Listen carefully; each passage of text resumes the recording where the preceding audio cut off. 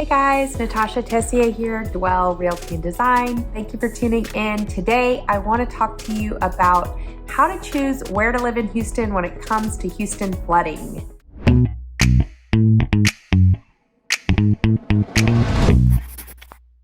Hi there, I'm Natasha Tessier. I'm the owner of Dwell Realty and Design. Welcome to my channel. This is anything and everything to do with the city of Houston. I was born and raised. You may notice my hair is wet.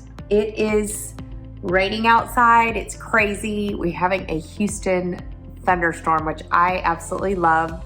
I've lived in San Antonio. A lot of my clients go to Dallas and they say it's not green and it's too dry, and that's why I love Houston. Yes, we get a little more humidity.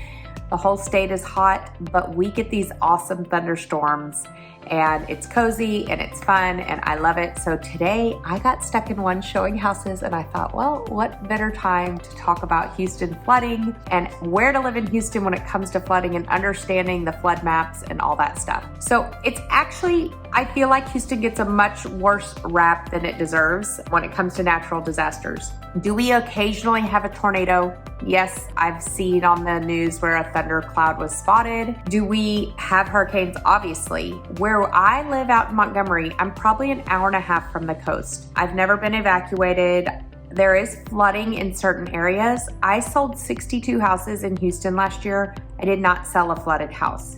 It is not common to buy a flooded house, but there are certain neighborhoods, like there's one in particular that I can think of. All my clients are like, oh my God, the homes are so pretty. I love it here. I'm gonna move here. Every agent knows that that neighborhood floods over and over and over again.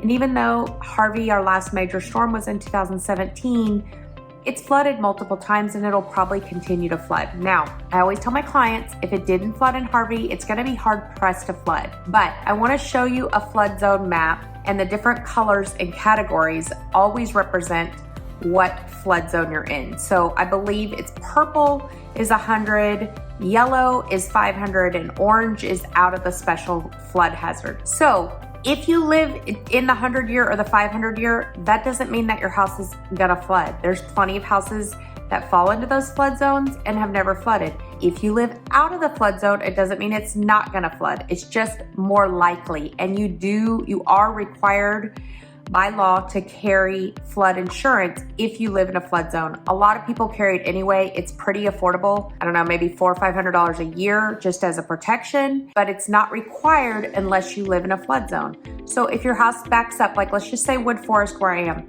99% of Wood Forest never flooded during Harvey. There was a little pocket that backed up to the creek that did flood during Harvey, and there's just a few houses over there. So the number one thing is to get with an agent who is going to be honest with you and show you those things.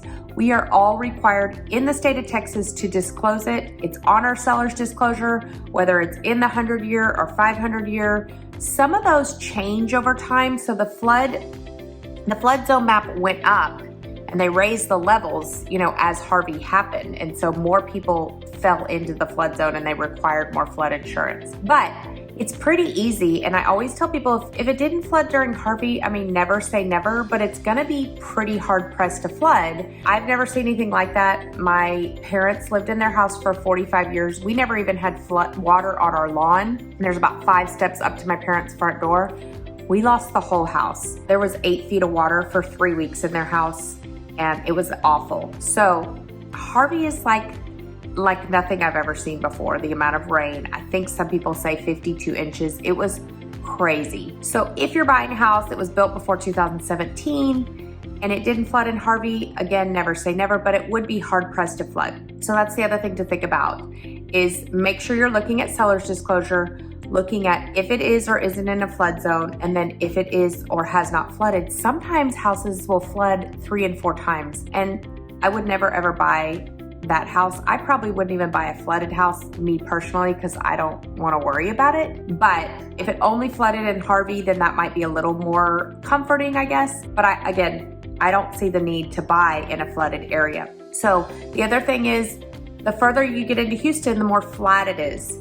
And out here in Montgomery, we have hills and we have different terrain a little bit. So I feel like the flooding gets less, although there is a neighborhood out here that does flood quite often. So you just have to figure out where you are in relation to the flood zones. So when you're trying to decide where to live in Houston. Obviously, you know, job location, or are you working from home? I've talked to you about Harris County versus Montgomery County, but take into consideration flooding. Again, we're not in Tornado Alley. As you head up north, if you look on a map at Tornado Alley, like south of Dallas, Waco, up through Oklahoma, that's when Tornado Alley starts. Have there been tornadoes here? Yes, the most I've seen is a fence blown over or a roof blown off or something like that. So again, I feel like we get this terrible rap with all this flooding and hurricanes and all this stuff. Now, if you're buying down in Galveston or Pearland or League City, yes, those need to be more concerned with natural disasters of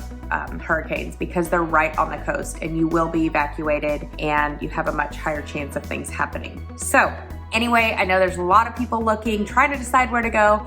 I do have a new form you can fill out online, and then we will send you an email and it will ask you to set up a Zoom with me so that we can chat. Now, a lot of people, the Zoom times may not work for you, or you just want to hop on a quick call. Totally fine with that. We can hop on a quick call. It's just if you want to spend 30 minutes and kind of going through and chatting, that's when we're going to set up our Zoom calendar.